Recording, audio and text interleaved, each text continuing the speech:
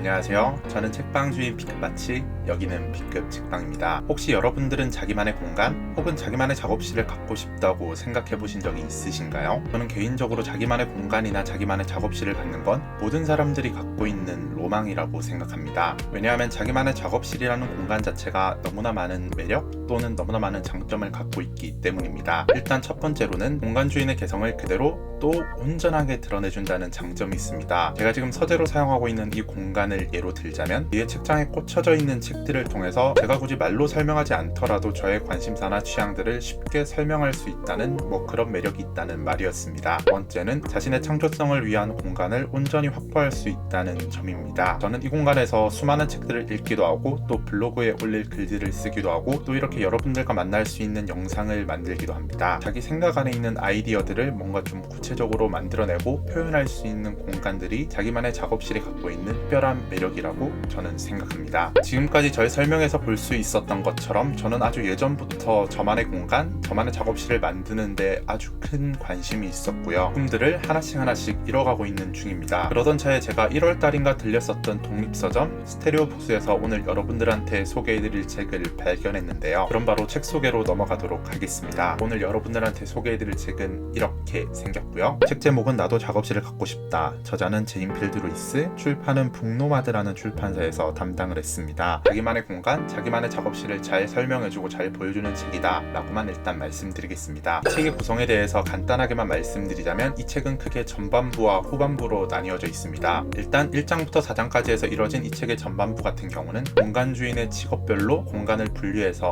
독자들에게 소개해주고 있습니다. 작가의 작업실, 음악가의 작업실, 미술가의 작업실, 원예가의 작업실까지 해서 총 4종류로 공간을 구분하고 있고요. 그리고 책의 후반부 같은 경우는 공간을 목적별로 분류한 다음에 독자들에게 소개해주고 있습니다. 은신처, 작업공간, 휴식처까지 총 3종류로 분류해서 저희한테 소개해주고 있는데요. 저는 개인적으로 여기서 엄청나게 매력적인 공간을 발견했습니다. 이 내용에 대해서는 뒤에 이어지는 오늘 책 나도 작업실을 갖고 싶다의 매력들을 소개하는 부분에서 좀 더 자세하게 설명하도록 하겠습니다.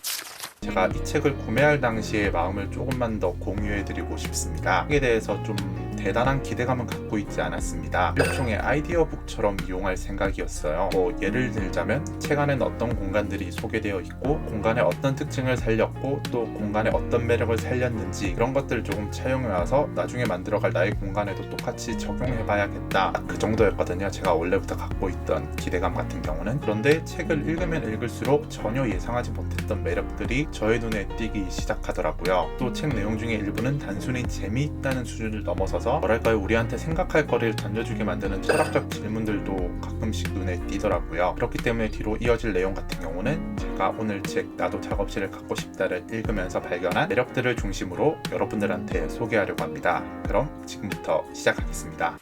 오늘 책 나도 작업실을 갖고 싶다의 첫 번째 매력은 공간을 구성하는 아이디어를 넘어서서 고정관념을 깨트리게 해준다는 점입니다. 제가 그 예시로 오늘 책 5장 은신처에 소개된 서재 컨테이너에 대해서 잠깐만 읽도록 하겠습니다. 이 독특한 이동서거에 대한 아이디어는 소유주 니얼 호바우스와 지금은 고인이 된 건축가 세드리크 프라이스가 대화하던 중에 나왔다. 니얼은 종종 장소를 옮겨야 하는 것이 고민이었다. 17세기 학자들은 여행할 때 들고 다닐 수 있는 자물쇠가 달린 상자를 책장으로 삼았다기에 한 단계 더 나아가 중고 컨테이너를 속으로 재활용한다는 생각은 제법 논리적으로 보였다. 저 같은 경우는 이 내용들을 읽으면서 저의 고정관념들에 대해서 한 번 더 생각해 볼 수 있었습니다. 제가 평소에 서재에 대해서 갖고 있는 이미지를 생각해 본다면 커다란 저택 안에 있는 고풍스러운 이미지를 항상 상상했었고 그거를 환상, 일종의 지향점으로 갖고 있었습니다. 반면에 여기 책에서 소개하고 있는 서재 컨테이너 같은 경우는 공간 주인인 니얼 호바우스가 실제로 거주하는 집 외에 화물들을 실어 나르는 컨테이너를 개조해서 일종의 자기만의 서재를 만들었더라고요.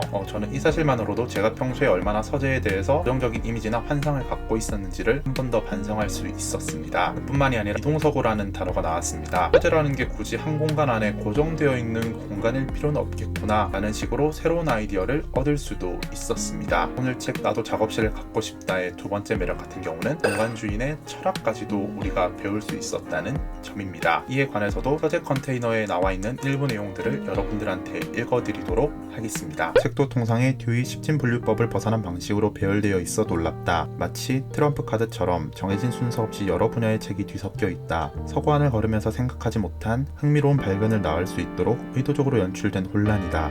책을 정리하는 방식에 대해서 정말 많이 반성하게 됐습니다. 책을 정리하는 방식은 제가 방금 읽어드린 내용에서도 나와 있는 것처럼 듀이의 10진 분류법을 따르고 있습니다. 이 방법이 뭐냐면 우리가 도서관에 갔을 때 책을 정리하는 방식이 있잖아요. 그 방식들이 바로 듀이의 10진 분류법을 따른 예입니다. 0번이 적혀있는 책은 어떤 분야를 다루고 있고 또 4번이 적힌 책은 어떤 분야의 책을 다루고 있다 라는 식으로 좀 더 책을 효율적으로 관리하기 위해서 채택된 방법이라고 말씀드릴 수 있겠습니다. 나만의 작업실인데 나만의 공간인데 굳이 효율성을 고집할 필요가 있을까 라고 생각했습니다. 생각해보면 여기 있는 책들은 남들과 공유하기 위한 게 아니라 나의 개성이나 나의 취향대로 온전하게 드러내고 싶어서 만들어낸 공간인데 저도 모르게 자연스럽게 효율성을 위한 방법들을 따르고 있었더라고요. 저의 주관성에 대해서는 아직까지도 약한 부분이 있구나, 아직까지도 건강하지 못한 부분이 있구나, 그런 것들에 대해서 조금 더 반성할 수 있는 계기가 됐었습니다.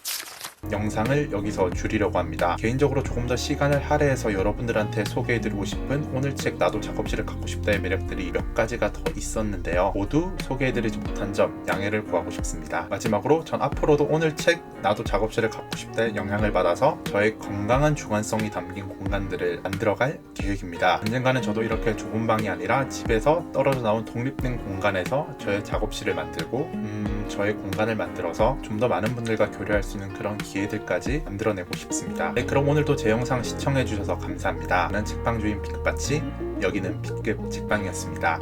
안녕히 가세요.